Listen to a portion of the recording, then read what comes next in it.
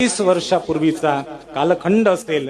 आमच्या पंचकृषीतला परमार्थ ज्या बाबांच्या खांद्यावरती उभा आहे त्या सद्गुरू भोजने बाबांच्या जीवनातला एक प्रसंग मांडतो आणि या ठिकाणी थांबतो।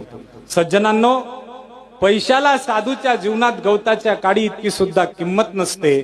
भोजने बाबांच्या काळाचा जर विचार केला, असं म्हणतात की देवाचं गावाचं आणि भावाचं कधी खायचं नसतं। देवाचं गावाचं आणि भावाचं कधी खायचं नसतं, पण देवाचं गावाचं भावाचं खाणारे अनेक लोक तुम्ही पण पाहिले असतील आणि मी पण पाहिले। पण मला सांगू द्या, या सगळ्या लोकांच्या पलीकडे जाऊन स्वतःची संपत्ती, स्वतःची सगळी इस्टेट बांधून, स्वतःची सगळी इस्टेट त्या ठिकाणी कवडी मोल मातीने त्या ठिकाणी विकून पांडुरंगाचं मंदिर बांधणारा जर कोणता महात्मा असेल तर ते म्हणजे आमचे सद्गुरू भोजने बाबा। स्वतःची संपत्ती विकली आणि पांडुरंगाचं मंदिर बांधलं।